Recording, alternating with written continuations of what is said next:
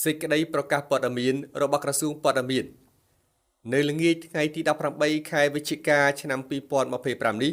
នៅពេលកម្លាំងសមត្ថកិច្ចចុះបង្ក្រាបករណីរំដោះឧក្រិដ្ឋជនជាតិវៀតណាមចេញពីសាលាដំបងខេត្តស្វាយរៀងមានរូបភាពដែលត្រូវបានបង្ហោះអមដោយការអត្ថាធិប្បាយ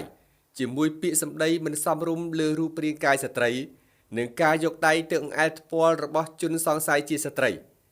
តាមការស្រាវជ្រាវភាសាដែលបានប្រើប្រាស់និងដៃដែលអង្អែលថ្ពាល់ស្ត្រីជនសង្ស័យគឺជាដៃរបស់អ្នកកាសែតអនឡាញម្នាក់ឈ្មោះខាន់សារ៉ាត់ដែលរស់នៅនិងបម្រើការនៅខេត្តស្វាយរៀងទង្វើនេះគឺជាទង្វើអសិលធម៌និងបានរំលោភបំពានយ៉ាងធ្ងន់ធ្ងរលើធម្មនុញ្ញវិជ្ជាជីវៈសារព័ត៌មានដែលហាមឃាត់មិនឲ្យអ្នកសារព័ត៌មានប្រើប្រាស់ពាក្យសម្ដីនិងបៀតបៀនរូបរាងកាយរបស់ស្ត្រីឡើយ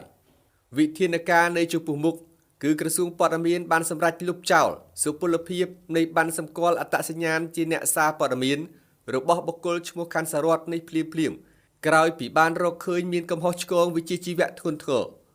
ក្រសួងព័ត៌មានក៏បានដាក់បុគ្គលនេះក្នុងបញ្ជីហាមឃាត់មិនអនុញ្ញាតឲ្យធ្វើអាជីវកម្មនិងសកម្មភាពនានាក្នុងវិស័យព័ត៌មាននិងសោតទោសចាប់ពីពេលនេះតទៅបន្ថែមលើនេះនៅព្រឹកស្អែកមន្ត្រីជំនាញនៃក្រសួងព័ត៌មាន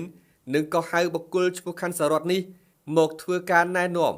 និងអនុវត្តវិធានការស្របតាមលិខិតបទដ្ឋានគតិយុត្តនិងច្បាប់ជាធរមានជាមួយគ្នានេះក្រសួងព័ត៌មានក៏សូមអំពាវនាវដល់បងប្អូនអ្នកសារព័ត៌មានផ្សេងទៀតនិងសាធារណជនមេត្តាបញ្ឈប់ការចែកចាយនិងផ្សព្វផ្សាយនៅរូបភាពឃ្លីបវីដេអូដែលមានបញ្ហានេះនិងសូមក្រើនរំលឹកដល់អ្នកសារព័ត៌មានទាំងអស់សូមប្រកាន់ខ្ជាប់នៅក្រមសីលធម៌វិជ្ជាជីវៈស្របតាមធម្មនុញ្ញវិជ្ជាជីវៈសារព័ត៌មាននិងច្បាប់ជាធរមានថ្ងៃអង្គារ13រោចខែកដឹកឆ្នាំម្សាញ់សប្បុរស័កពុទ្ធសករាជ2569រាជធានីភ្នំពេញថ្ងៃទី18ខែវិច្ឆិកាឆ្នាំ2025